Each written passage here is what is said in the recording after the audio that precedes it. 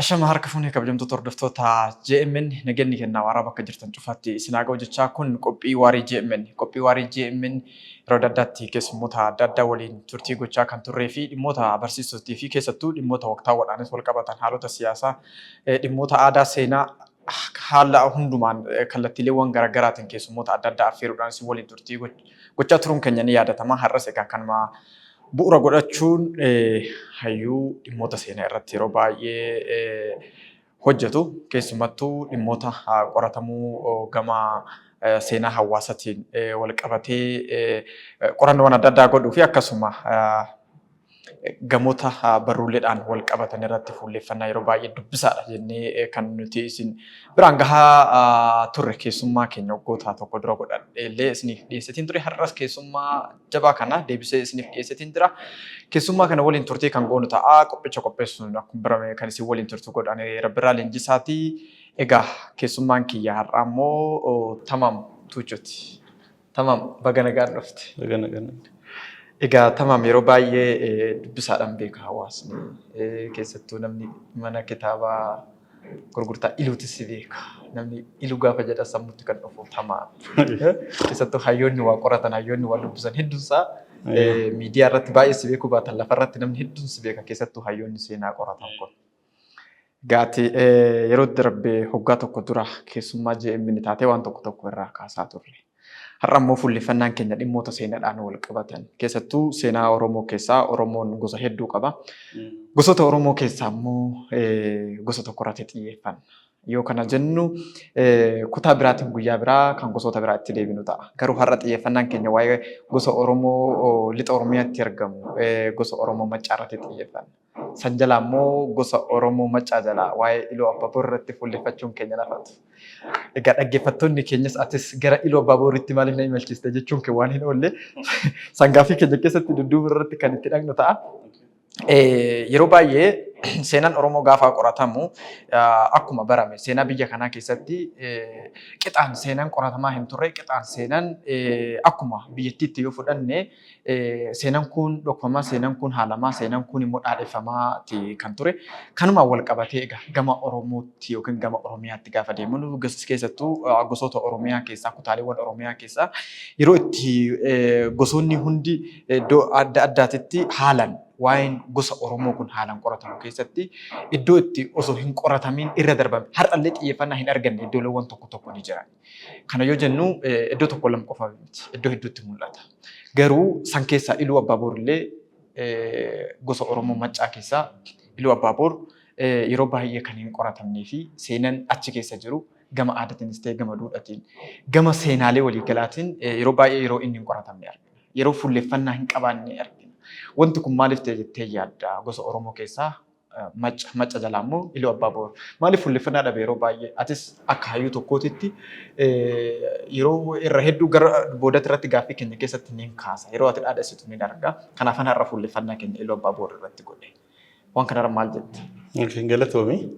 Normaalii seenaa dhumti Itoophiyaa seenaa dhumti biyya kanaa seenaa mootoleeti malee seenaa sooshaalistirii hin jiru. Biyya kana keessa Oromoo Amaaraa yoo fudhatte sooshaalistirii hin qabani baay'ee. Kiroonokilsiidha yookiin oolmaa mootoleeti kan barraa'u yeroo baay'ee. Iddoo akkanaatti lola akkanaa geggeessee iddoo akkanaa bulee iddoo akkanaa daawwateetu barraa'a malee noormaalii akkuma saba akkuma biyyaattu sooshaalistirii jira jechuun namatti ulfaata. Bara booddanaa kana qoqqorataman malee. Addatti Oromoo Maccaa yoo fudhanne keessaa warri Awurooppaa kun gara biyya kanaa baay'inaan kan isaan dhufuu jalqaban waraana injifannoo Adwaa boodadha. Injifannoo Adwaa kana booda iyyuu immoo kibbi lixa Itoophiyaa kun akka qoratamuun barbaadan nugusoonni dhufan baay'een jira. Hin kennanii fayyama akka gara sana daawwatan. Namoonni baay'een hin kaasu. Fakkeenyaaf Aleksaandar Pilaatoviich namni jedhamu lammii biyya Raashiyaati. Lola Adwaa irratti Minilikiin gargaareet sammooda akkan kibba lixa Itoophiyaa daawwadhu naa eeyyamiidhaan. Waan inni Adwaa irratti oolmaa guddaa ooleef jecha diduu rakkate Minilik. Isa dura namni laga dhidheessaa ce'ee hin jiru faranjiin laga dhidheessaa ce'ee hin jiru. achiin karaa gadiitiin karaa Sudaaniin laga Baaroorraan bidiruu warri dooniyaan dhufanii warri Gambeellaa daldalatoo Sudaanii keessatti qaban boodatti kaasnu warri daawwatan jiru hanga goreetti dhufanii. Maaliif kibbiliti Itoophiyaa kun qabeenya uumamaatiin baay'ee riisiidha. Kanaaf wannoon kun immoo akka addunyaan beektu hin barbaadamu kophuma isaanii saamuu barbaadu si galee uummanni sun akka dammaqu hin barbaadamu. Fakkeenyaaf namicha ammas maqaa sii kaasee lammii biyya Raashaa kun karaa dhuftarra deebi'edhamee ajajitti kennamee dhaqe sana. Fakkeenyaaf ati ammas yoo iluu baabur deemte yoo feete asiin jimmarra deemte karaa naqamtee deebita. Namicha san garuu namichi karaa Wallaggaa dhufe karaa Wallaggaatiin dhaqee karaa jimmarra deebi'uu barbaade didaniin karuma Wallaggaarra kan deebi'u godhame. Kana namichi deelii intani isaarratti barreessee qaba kana kitaaba From Inxooxxoo to Baarar River yoo sarchi godhe abbaan fedhe argachuu danda'a kitaaba isaa. Innaa hin barbaadamu akka qoratamu. Keessaayyuu kibbiliti Itoophiyaa kun waan qabeenya uumamaatiis badhaadhaa waan ta'eef akka beekamu hin barbaadamu. Kophuma saamuu barbaadu si galee kophuma qabee albuudii Wallagga keessa yeroo baay'ee. Inuma macha guutummaan hin qoratamne jechuu dandeessa. Oromoon guutummaan hin qoratamne addatti immoo kan machaa kun waanuma hin qoratamne jechuu dandeessa. Maaliif mootoleen akka hayyuuleen gara sana deemanii qoratan hin barbaadan keessaa iskoolaaroonni.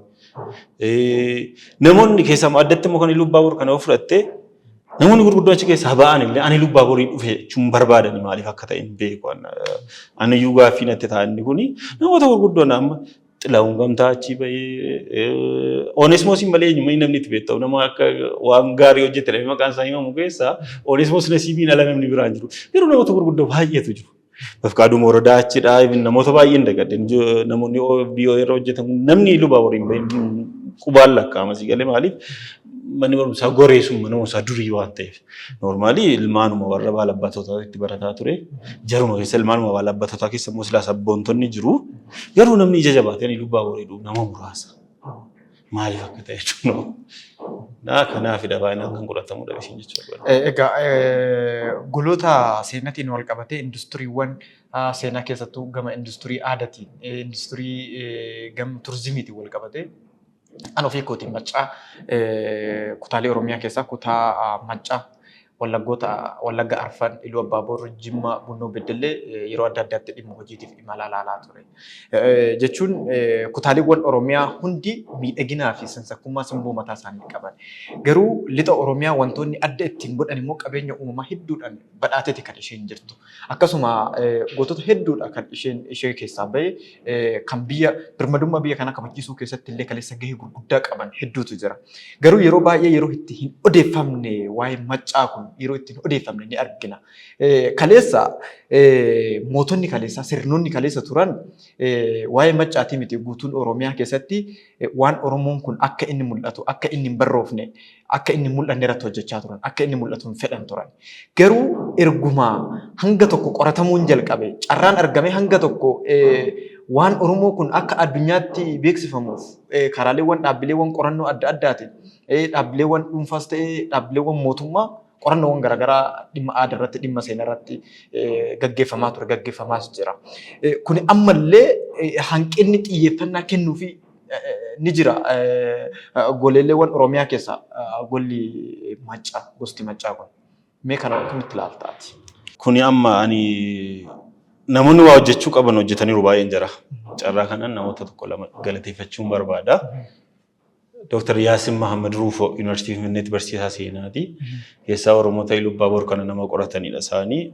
Laandii Tiinar Siistamiin Ilubbaaboor jedhanii qora digirii isaanii jalqabaa irratti hojjetanii PhD isaanii immoo History of Ilubbaaboor jedhanii hojjetanii bifa kitaabaatiinis maxxaneera oosaan maxxanseera. Haa ta'u biyya keessatti hin maxxanne namoonni qorachuu barbaadan Itoophiyaan Joornaal Istadiyoodha kan argachuu danda'u. Maalidhaa? Namoonni akkanaa kun amma Wallaggaa Profeesar Tasammaa Ta'a Oromoof Wallaggaa qoratanii barreessaniiru. Profeesar Mahammad Hasan Jimmaa irratti Oromoof Itoophiyaa warra Jimmaa kana qoratanii barreessaniiru. Maaltu eegama dhaloota kanarraa waan sanatti fufsiisuu danda'utu eegama. Amma maaltu dhibee otoo Dr. Yaasin Mahammad hin jirre waa'ee Ilubbaaboor lafa hin jalqabu hin qabu. Amma starting point nan qaba. Waan fedhes ta'u hin hojjetamne dhuguma. Garuu dhaloonni kun dhaqee qoratee ol fiduu miti. Utuu qoratameetti dhiyaatee dubbisaa jiraan gaaffiidha. Akkuma jenereeshiniittuu gaaffiin jiru bara yeroo silaa maqaa Oromoo dha'uun ulfaataa ta'e sanattuu namoonni akka amma maqaa siidhee kun yuunivarsiitii Finfinnee keessatti beeke bara sana yuunivarsiitii Finfinneetti eebbifamtee bahuun baay'ee ulfaataadha. Waraqaa eebbaa keetii yookiin waraqaa qorannoo keetii immoo Oromoof Wallaggaa itti gaafa fiddu akkamitti akka ilaalamtu yaadi. Bara dargii keessas yoo ta'e bara even har'ayyuu dhiibbaan yuunivarsiitii Finfinnee keessa dhiibbaa salphaa miti baay'ee.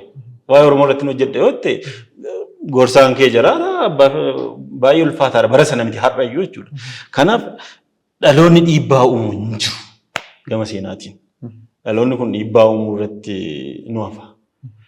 Yooma qoratamee dhufe hin dubbisnu nuti. Kanaaf mootummaa qofa irratti hin taane dhalootumti mataan isaa. Mootummaanis yoo ati dhiibbaa irratti goote hojjeta waan tokko waan ta'eef amma waa Iluu Baawur yoo fudhatte sirbi Leencoon Gammachuu tokkitti sirbi jettu sirbi Iluu Baawur addunyaatti beeksise. Addunyaatti televezyiinii Gibsii tokko maal jedhee gaazexeessaan jedha maal jedhee dabarsaseeti. Kun jedhe laga soorii fincaasoo viidiyoo Leencoo irratti jirtu sana kun maddi laga Abbayyaa kan laga kanadha warri Itoophiyaa nu soban maleedha. Waan maddi laga Abbayyaa laga kana ta'uu qaba. Sigalee miti hamma kana dhiibbaa uuma sirbi daqiiqaa shaniitu. Kanaaf dhaloota amma wanni guddaan dhalootatu dhiibbaa uumuu irratti boodde. Yeroo baay'ee gara miidiyaa hawaasaa kee fayyadamuudhaan sooshaal miidiyaa isaa afaan warra adiitiin jennu kana miidiyaa hawaasaa fayyadamuudhaan yeroo baay'ee iluu jettee yeroo dhaadheessitu irra deddeebitee gama viidiyootiin gama barreeffamaatiin yeroo ati dhaadheessitu argaa turre. Yeroo baay'ee waa'ee gosa tokko gaafa ati rakkoo gosa sanaa xiyyeeffannaa keessa galchitee hubattee waa'ee gosa sanaa xiyyeeffannaadhaan irra deddeebitee gara miidiyaa hawaasaa kaastu dhimmoonni wanti ebelu gandummaa qaba waan jedhamu waan aadeffame tokkotu jira keessattuu uummata biyya kanaa keessatti uummata biyya kanaa keessaa immoo keessayyuu Oromoo biratti. So waan kana wanti ati irra deddeebiidhaan yeroo hedduudha akka ati kaasaa turte waa'ee Iluu Abbaaboor kana yeroo hedduu yeroo ati dhaadheessitu argaatiin ture. Har'a keessumaa wanti si godheef illee dhimmi ijoon kana. San jalatti immoo namoonni yaada siif kennan barreeffama keetti viidiyoo kee jalatti yeroo isaan negatiiviitti si barreessan gandummaadha jedhanii siif kaasan argaa ture. Kanaaf wanti jalqaba irra gaaffiin kan koo wanti waan sana akka dhaadheessituuf irra deddeebitee ganama galgala Iluu akka dhaadheessituuf waa'ee Iluu akka kaasu si kakaase maali? Lammeessoon wanti kun akka gandummaatti hawaasni irra deddeebi'ee yeroo baay'ee yaada siif kennaa ture. Waan kana akkamitti ilaalte? Baay'ee gaariidha. Maaltu jira sitti amma wannoonni kanaaf na kakaasan sababoota lama sadiitu jiru. Inni jalqabaa utuu mana narreen ala nartu. Isa gandummaa jedhaniifi ani achi ol miti dubbisu kan hin eegale. Dubbachuun achi ol eegale malee dubbisu achi gadi hin eegale. Eegale inumaan kuushirraan jalqabe dubbisu. Kuushirraa jalqabee naqee achi hin ga'e. Kanaaf warra akka gandummaatti ilaalaniifi yoo ani gandummaa jechuun anaaf yoo Iluu Abbaaboor malee Oromoon hin jiru jedhe gandummaadha. Sigalee miti an Oromootu lama sirrumatti hin beeku amma namni tokko beekuu malu. Amma beekuun narraa eegamu inumaan dubbisa waan hin bira darbee jiru. Ituuf humbannaas qorattoota jalaa gaafadha abbaa feete. Oromoota bahaa irra jiranis Oromoon hin dubbifne hin jiru. Garuu maalidhaa? Sadarkaa qorannoottis gaafa hojjettu iskooppiin kee dhiphaa ta'uu qaba. Daangaan qorannoo keetii baay'ee dhiphaa ta'uu qaba. Amma seenaa Oromoota Iluu Abbaaboor jennee otoo hin barreessine ta'e baay'ee bal'aadha. Akkuma waliigalaatti immoo seenaan saba keenyaa kuni seenaa uummata Oromoo jettee seenaa uummata kana hundaa kitaaba tokko irratti xumuruu bira darbeera. Akkamitti bira darbaa Oromoon Iluu Abbaaboor odaa bisilii ka'ee hanga dhaqee malkaa baaroo ga'utti deemsa waggaa 400-500tti. Qomoo baay'eetu jala kana jira. Even seenaa Makkoobilii qofa otoo barreessine kitaaba tokkodha. Warra Maccaa keessaa seenaa Makkoobilii qofa otoo barreessine kitaaba tokkotti nu dhiisuu danda'a. Kanaaf warra akka gandummaatti ilaalanii fi ofumaa sabboonummaa hin qaban. Namni ati yoo waan qabdu himatta ta'e waan qabdu himachuun kee yoo gandummaa ta'e namoota hiika sabboonummaan beekne jedha waan ta'eef I don't care about that. Yeroo baay'ee waa'ee gandummaa kana wanti ani si kaasee fi irra deddeebiidhaan barreeffamoota keetiif akkuma jalqaba si kaasee viidiyoo kee jalatti irra deddeebiidhaan yaadni akkas jedhu waan kaa'atu garuu wantoonni kun akka keessattuu akka sabaatitti namoota waa qoratan namoota eenyummaa ofii ibsan fakkeenyaaf ati waa'ee Iluu Abbaaboor ibsuun akka Oromoo tokko ibsuutti fudhadhaani. Akkas. Maaliif jennaan Oromoo taatee ati akka Oromoo tokkootitti waan tokko ibsuuf dirqama Oromoo gola Oromiyaa hunda deemtee qoratteetii miti. Iluu ibsite jechuun Oromiyaa guutuu akka ibsiteetti yaada. Achirraa madda waan ta'eef jechuudha. Namoonni immoo akka gandummaatti fudhatanii yeroo baay'ee ulee gandummaa kanaan maqaa jecha ulee beek jechi kun ulee caalaa. Kanaan waldhaa oolan kuni dhaloonni akka seenaa hin qoranne, dhaloonni akka waan ofii hin himne, dhaloonni waan irraa beeku akka irraa hin dubbanne waan kanarra dhiibbaa hin uumu jettee addaati waan kun.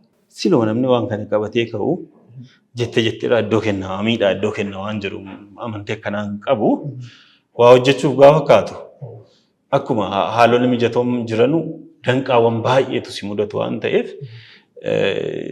akkuma namoota si mormaa hin qabdu namoota si deeggaran hin qabda. Tarii namoonni si deeggaran sunis dhugaa gandummaa keessa jiraachuu malu. Ati garuu gandummaa keessa hin jirtu nama si deeggaru sinuma qabaatta jechuu barbaade. Taniifin Finfinnee keessatti maaliif mana kitaabaa Iluu itti banta namni siin jedhu jiraachuu mala. Inni ormaa maaliif qubee afaan Oromootiin barreessite siin jedha. Barjaarumaati mana kitaabaa irratti barreessitullee inni ormaa kun Itoophiyaatti nama nuu siin jedha. Inni Oromoo immoo gandummaadha mana kitaabaa Iluudha. Maalati mana kitaabaa dukkaana baay'eetu jira. Wanti dukkaanni Oromoos keessa maaliif kan tola maaliin barreessu maaliif kan tuumbannaadhaan barreessu maalti isa dhowwe. Keessattuu dhimmoonni gandummaa kun hawaasni keenya akka waan qabu gadi baasee gurgurachuu hin dandeenye irratti dhiibbaa gochaa jira. Mee gamgaaffii koo biraatiin Oromoo Maccaadha yeroo hedduu. Kun yeroo baay'ee dubbii diinota biratti mul'atudha. Irra deddeebiidhaan jechuudha. Diinota fi warra anaan malee warra amala finxaalessummaa qabanii fi warra kaleessa seenaa biyya kanaa akka seenaa diinqa tokkootitti inaareet godhanii har'a biyya kana wal lolchiisaa jiran. Biyyi tun har'a wanti ishiin irratti wal loltu inni guddaan seenessi kaleessaa akkaataan inni itti seeneffamee fi akkaataan inni kaleessa itti fireem ta'amee inaareet ta'ame akka gartuu takkaa yookiin akka diinqa tokkootti waan seeneffameef har'a dhaloonni kun wal lolaa jiraata. Maddi har'a walitti bu'iinsi Itoophiyaa keessatti iddoo adda addaatti mul'atu kuni madda seeneffama kaleessaati. Kanaan wal qabatee maal jedhamaa ture? Oromoon Maccaa sabab sablammoota lafa isaaniirraa buqqiseetu irra qubateedha. Akka fakkeenyatitti Wallaggi saba Maa'oo fi Busaasee Jimmi warra Inaariyaa Iluun warra Moochaa balleessetu qabatee jedhanii olola warra ofantu jira. Keessattuu wantoonni kun yeroo baay'ee warra Habashootaa kana biratti kan inni kaafamu. Waan kana akkamiin ilaalta? Gaaffii bareedaa gaastee. Amma maaltu jira seeti? Gaafa seenaa saba tokko barreessuu kaatu, qorachuu kaatu, haala waliigala iddoo sanaa qorachuu si gaafata. Callistee ma keessaa Oromoo qofa keessaa piikiin gootu. Yoo waa'ee Kuush hin qoratu ta'e, yoo Hadiyyaan beektu ta'e, Sidaamaan beektu ta'e, Sumaaleen beektu ta'e, Affaariin hin beektu ta'e, Agawuun beektu ta'e, waa'ee Oromoo dubbichuun sitti ulfaata. Lammaffaa immoo yeroon sun murteessaadha. Yeroon ati qorattu sun baay'ee murteessaadha. Jaarraa 16ffaa dura bar Itoophiyaa keessaa Lubna Dingil Suusiinoos jinniin jarri ani as jedhan kun deemeetu godoo ijaarratee bulaa ture malee masaraan qabu. Qodni hin babal'an. Hawaasni qodnan jalqabne immoo jireenya satilde ta'e yookiin jireenya akkas tasgabbaa iddoo tokko qubatanii jiraachuu kana hin beeku. Uummanni hundi sosocho'aa ture biyya kana keessa. Si galee miti? Akkas jechuun Itoophiyaa maannoo Oromiyaan fi Oromoon kibba lixa Itoophiyaatti haaraadhaanii hayyootumti keenya iyyuu hin barreessu si galee jaarraa 16ffaa keessatti ga'edhanii. Maqaadhaan nama rakkisa namootuma gurguddoon hin barreessu akkas jedhanii. Garuu Oromoon jaarraa 12 dura akka malkaa baarootti qalee ce'aa ture ragaan barreeffama baay'eetu jira. Marshal D. Salvaa kaa dubbisan 19 kan maxxane Oromoo kan jiru giddu galli qorannoo Oromoo afaan Fireenchiirraa afaan Ingiliffaatti hiiksisee jira. Jaarraa 10 dura Oromoon malkaa baarootti itti qalee ce'aa ture. Si galee? Akkasii jechuun Oromoon kibba lixa Itoophiyaatiif haaraa miti tokko. Lammaffaa sabootatti amma maqaa dhooftu kana keessaa saboonni sadarkaadhuma sirna bulchiinsaatti ol guddatan baay'ee muraasa. Only Innaariyaa qofadha. Sadarkaa mootummaatti hanga ta'e waanuma characteristiksii amala mootummaa agarsiisan kan qabu Innaariyaa qofadha jala keessaa si galee. Fakkeenyaaf warra moochaatiin dura bosona Iluu Abbaa Boor keessatti sabni jalqaba argame jedhamee tilmaamamu warra Majangir jedhaman. Masangoodhu normaalii masangoo kan akka afaan arrabaatti ilaalu jarri Majangir waan of hin jedhaniif warra Majangir jennee ma dubbanna. Warri Majangir jaarraa 17ffaa keessa Sudaanii ka'anii dhufan. Gaafa dhufanu uummanni sun seenaa isaanii akkuma amantii isaaniitiin iddoo tokko taa'uun hin eeyyamamuuf aadaa jaraatiin. Akkuma amma Oromoon gaafa dhufee qubatu yeroo lafti itti dhibbatu hangafni qe'ee abbaatti hafeetu inni quxisuun deemee lafa biraa qabata miti iddoo dheedaa iddoo qotisaa qabata darbee. Laakisaat kan jara sanaa immoo maal jedhanii tamanuu warri Majangir amma ati qe'ee abbaa keetitti hafteennaan ayyaanni jaraa yookiin si yookiin abbaa kee ajjeesa. Kanaaf laga ceetee qubachuu qabdaati. Uummata akkasittiin iskaatar faffaca'ee jirudha uummanni Majangir jechuudha. Uummata akkasittiin har'a baay'ee faffaca'aniiru asiin sulula laga birbir keessa jiru gara gadiitiin gara moochaas gara shakkaa keessas hin jiru. Uumamumaan uummata iddoo tokko taa'u miti. Lammaffaa immoo Majang jechuun mataan isaa uummata bosonaa jechuudha. Uummata bosona jaallatu. Bosona keessa deemuu jaallatu maquma isaaniitirraa afaan jaraatiin. Kanaaf uummanni kun ofiisaatii jaarraa 17ffaa keessa Sudaanii ka'ee erga dhufe. Ittaansee uummanni Iluu Abbaa Boor keessatti argame uummata shakkachoo jedhamudha. Warri shakkachoo immoo kafaadhaa ka'anii daangaa babal'ifannaa mootummaan kafaa geggeessaa tureen dhaqanii warra Majangirii wajjin adamoo dhaqu baay'ee jireenyaaf otoo hin taane adamoodhaaf dhaqan. Uummata adamoodhaaf dhaqe kana immoo uummata jireenya salphina ta'e jiraataa turedha jechuu hin dandeenyu. Garuu uummanni turan bosona sana keessa. Sigalee Wallagga keessas akkuma sanadha. Maawwan jiru Busaasee, Anfilloo, Koomoo baay'eedha. Shinaashaa warri Shinaashaa kun gara Gumuuzitti gadi siqanii jiru. Kana hunda immoo Oromoon moggaasaan meedhicha dheefiit Oromoon ofitti qabee wajjin jiraate. Tarii yeroo kana aadaan baduu danda'a.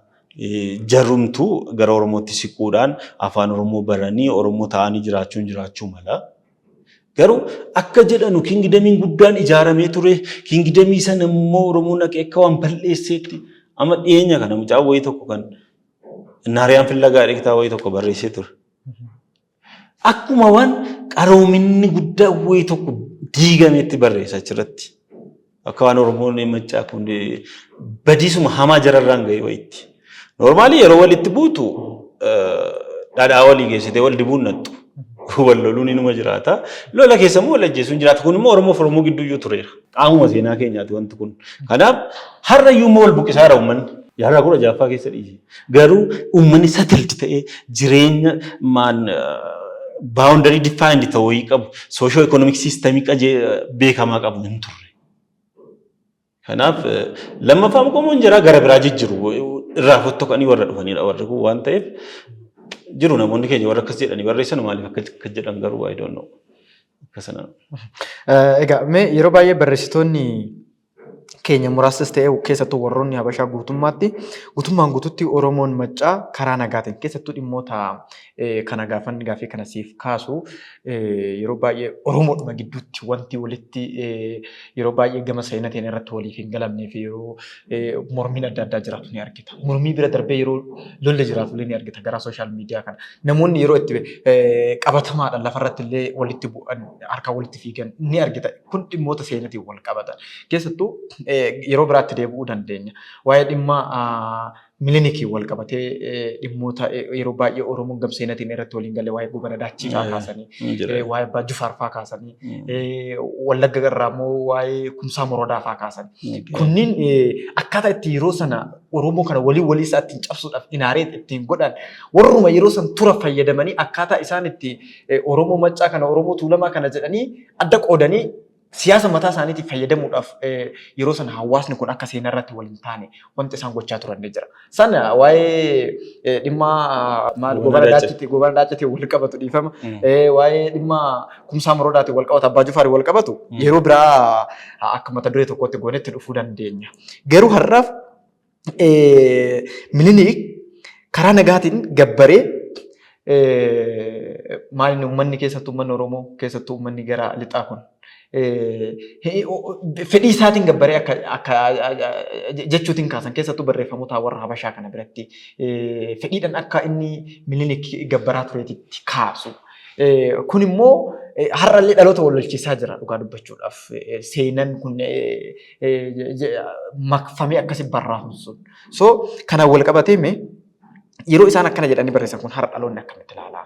Wanti kun immoo hagam dhugaadha waan jedhurraa waan muraasa osoo na kaastee gaariidha. Tootaalii Minilik Oromiyaa keessaa yookiin Oromoo biratti iddootti karaa nagaatiin simatame jira jechuun natti ulfaatana. Tootaalii akkuma sabaattu fincilli numa mudateera iddoo hundattuu.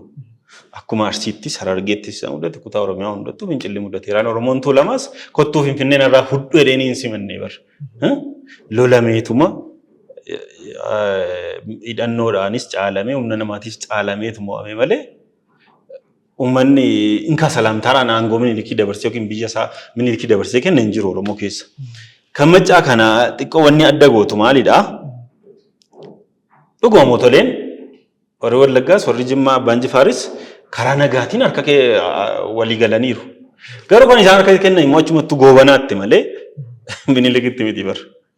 Sigalatti afaan Oromoo dubbataa Oromoo akka isaaniiti hidhannoo garuu isaan caalaa kan isaan harkatti kennani goobanaatti haa ta'u waan fedhe ergama Habashotaa yookiin ergama Minilik baatee adeemu malee goobanaattidha kan isaan karaa nagaatiin itti walii galan jechuun kan isaan gidduu ture Minilikiif jara gidduu ture goobanaadha.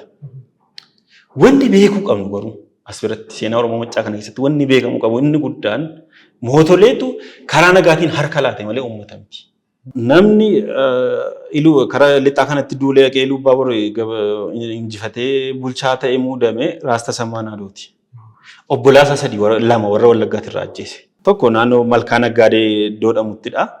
Tokkoon dagadee gaara Doobbaa ta'u gaara Doobbaan fakkaatee hundi gurbaadhe gaara Doobbaati. Lola hamaatu geggeeffamaa ture. Uummanni fincila baay'ee geggeesse uummanni Wallaggaa. Iddoo baay'eetti fincila baay'ee geggeesse. Waraana hedduu turraa dhume warra Minilik irraa. Jimma Abbaan Jifaar iddoo tokko bulchu turan. Isteetii shan Jimma. Isteetii of dandeesse shan. Isteetii of dandeesse shanan kana keessa Abbaan Jifaar isteetii tokko bulchu turan. Warri Guumaa, warri Gommaa, warri Geeraa lola hamaa geggeessanii bakkee Ganjiitti lubbuun dhume lubbuu salphaa sitti hin fakkaate. Laga Soonxuudhamoo laga Soonxaadhamoo keessatti lubbuun dhume lubbuu salphaa miti. Kan jaraas kan keenyas. Si galee? Iluu Abbaabor keessa gachiitti abbaa quxal nama dhamuun hoogganamaa lolanii lolchiisaniit dhumanii fixaniit mo'aman. Qarsaa Googillaatti Fatansaa Iluutiin hoogganamaa lolanii lolchiisaniit hamma danda'an fixaniit hidhannoodhaan caalamanii humna namaatiin caalamanii hooggansaan caalamaniit mo'aman. Baay'ee amma Iluu Abbaabor keessa aanaa Diiduu jedhamutu jira. Bosona guddaa ture Diiduun kun bosona Diiduu jedhamutu jira.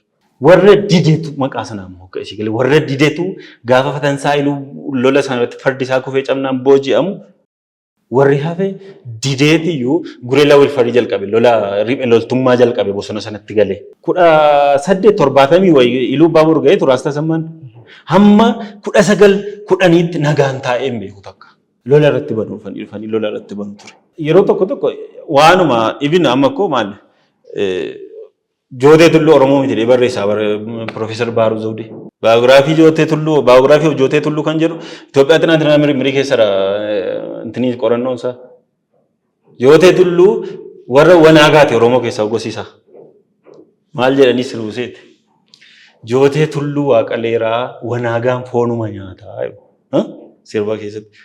Looteen dhuftuu naagameeraa wal argaa yoomuu malaataa as keessatti maalidhaa?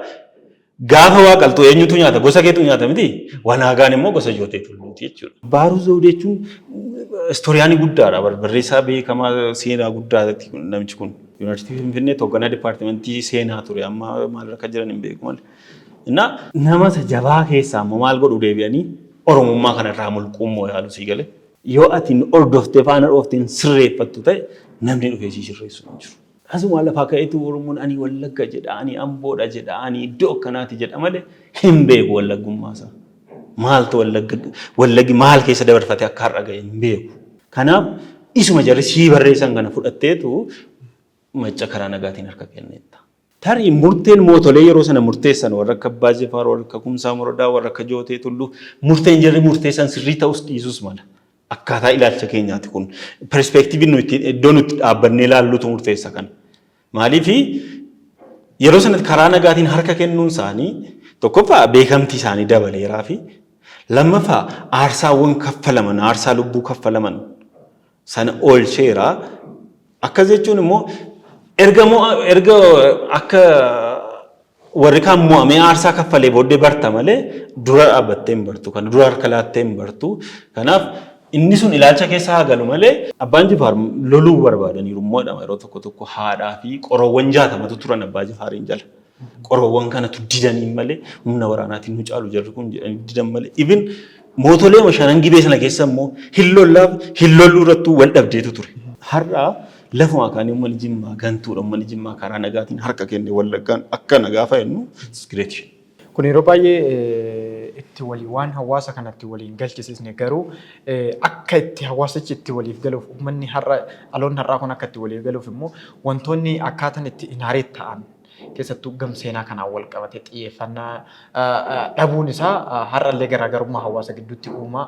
Hawaasni immoo rakkoodhuma waanuma kaleessa warri inaareeshinii Oromoo kana akka hin taanetti inaareet godhana waanuma ati amma irraa kaaste kana deebisanii isuma isaan afaan Amaariffaatiin inaareet godhanii kaan har'a deebi'ee Oromoon afaan Oromoofaatti hiikee walitti himuu jira. So kun immoo maal uumaa garaagarummaan hawaasa kana gidduutti uumamu daraan bal'achaa akka deemu godha. Kaleessa jarri istiraateejii isaaniiti akkaataa ittiin Oromoo kana ittiin walii isaa cabsanii irratti kan isaan hojjechaa turan. Garuu wanti ani kaasuu barbaadu hayyoonni har'a keessattuu warri inaareeshinii Oromoo kana sirreessuudhaaf hojjetu. Inaareeshiniin Oromoo kun eessaa jalqabuu qabaa waan jedhu waan ilaalaa jiran natti fakkaatu. Inaareeshiniin Oromoo tokko wantoonni Oromoo kutaa hundaa yookiin Oromoo gosa hundaa adda adda qoodu. Fakkeenyaaf gaafii akka ammasiif kaasee kan. Kuni akkaataa barbaachisummaa isaatti inaareet ta'uu dhabuudha. Kaleessa diinni akka hin barbaachisummaa isaatti inaareet hin goone akka isaaf ta'utti akka Oromoon cabutti akka inni wal cabsutti ofii isaatti deebi'ee akka inni ofii isaatti deebi'ee wal qoccolaa jiraatutti inaareet godhe. Har'a Oromoon deebi'ee isuma afaan Oromootti hiikee walitti himaa jira. Garuu ga'een hayyoota gaadhaa wanti hayyoonni baachaa jiran gaadhaa inaareeshiniin isaan inaareeshummaa Oromoo kana sirreessuudhaaf hojjechaa jiran jalqabbiin isaanii sila achirraa hin wayyuyyuu achirraa osoo ka'anii dansaa hin turreeyyuu waan kana akkamitti kaastaa? Maaltu jira seet? Saboonni kolonii jala turan seenaan abbaa moo'een barreeffama. Sigalee abbaa aangoo of harkaa qabutu barreessa seenaa. Sigalee Oromoon sirna barreeffamaa hin qabu ture. Kanaafuu seenaa isaa argaa dhageettiin dabarfataa ture malee kitaaba keessa hin jiru seenaan keenya kan Oromoodhaan barraa'e kan Ormii barreesse malee.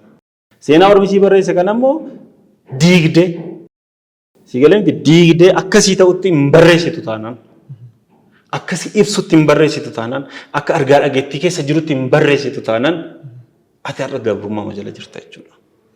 Kanaaf bakki jalqabuu qabdu isa si barreessan irraa diiguu jalqabuu qabda.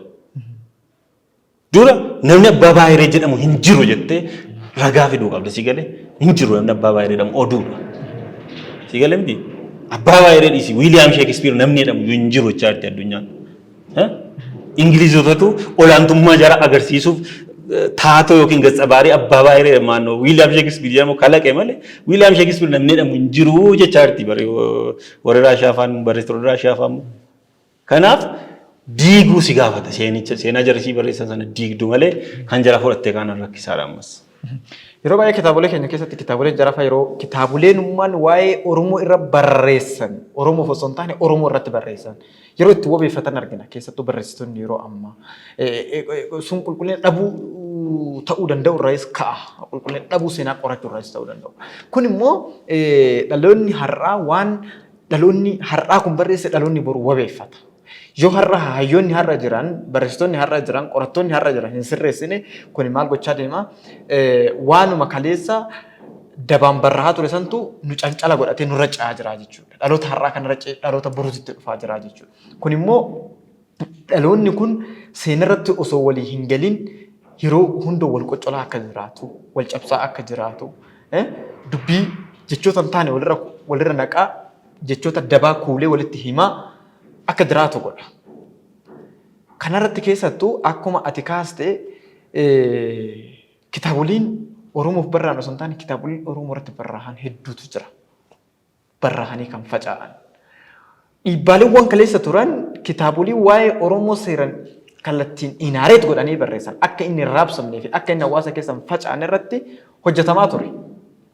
Kan waan namni kamuu beeku.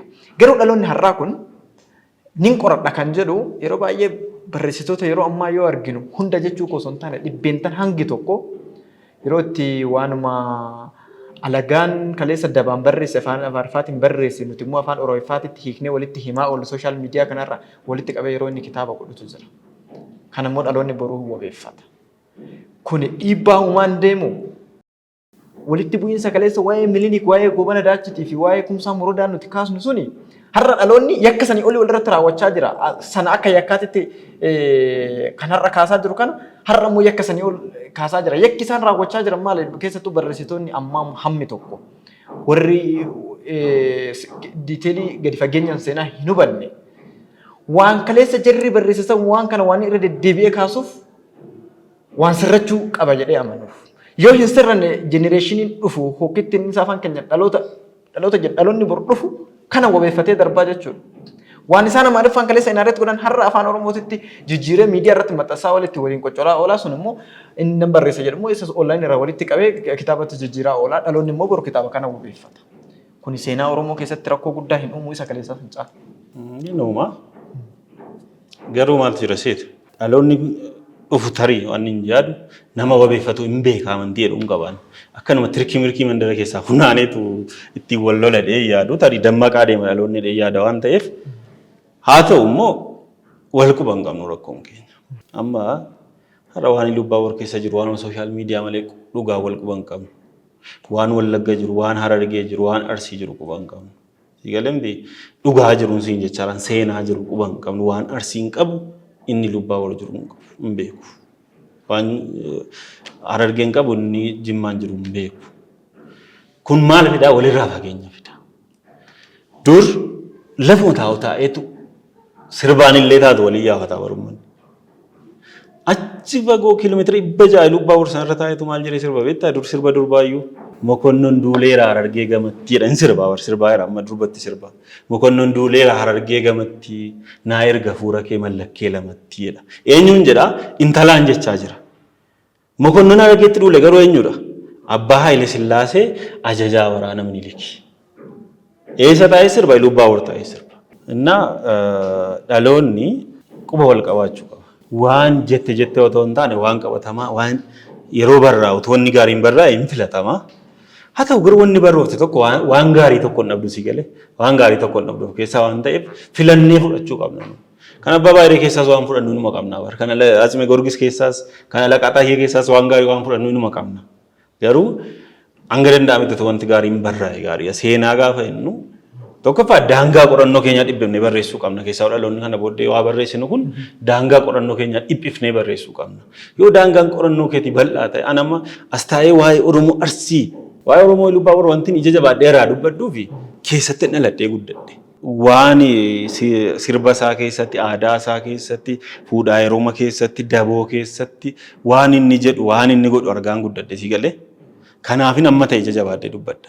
Waan Oromoo Arsii garuu waan barraa'e nalatti an naqeen qoranne waan ta'eef hoon naqeen dandeetti qabaannan iskooppii isaa bal'iftee qaamaan qorachuu dandeessa. Humni dinagdeedhaan of dandeessa taanaan. Yoo hin taane garuu iskooppii qorannoo keetii dhiphiftee barreessuudha gaafa kitaaba barreessitu. Kana dhawan jechuudha. Mee yeroo keenya waliin deemuuf dhumarratti haala siyaas dinagdee kibba lixa Oromiyaa keessattuu gama daldala Itoophiyaa Sudaanii wal qabatee waan muraasa lokaasetii qophii keenyaas baratu waliin ta'a. Bal'aadha noormaali gaaffii bareedaadha garuu mata duree bal'aadha mata dureen. Kibbi lixa Itoophiyaa akkuma sila siin jedhe qabeenyummaatiin baay'ee badhaadhaadha. Kana Ingilizoota galee nu duran numaayyuu Ingilizoota galee baay'ee.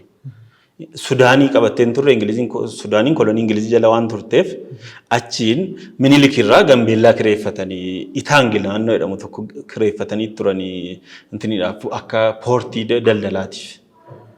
Ingilizoon minilikii hojii walii galtee mallatteessanii akka kiraa wayii kaffalu ta'e waan isaa qorannoo barbaada garuu iddoo daldalaa giddugala daldalaa wayii Itoophiyaa fi Sudaan iddootti walii daldalan. Achi ol dhuftee Goreetti immoo qoonsilaa banattee turte Ingiliziin. Waajjira qoonsilaa qabdi Goreedha. Daldalli Itiyoo Sudaanii bara sana ture diinagdee biyya kanaatiif galii guddaa ture. Achi wanni biyya alaatti ekspoortii hin taane hin jiru. Xiriinyi, liqaamii xiriinyi, buna, gagaan, geebboo waan jedhan tokko beektaati dhageesse. Raabeeridha afaan Ingiliffaatiin Amaariffaan gommaa zaafedha.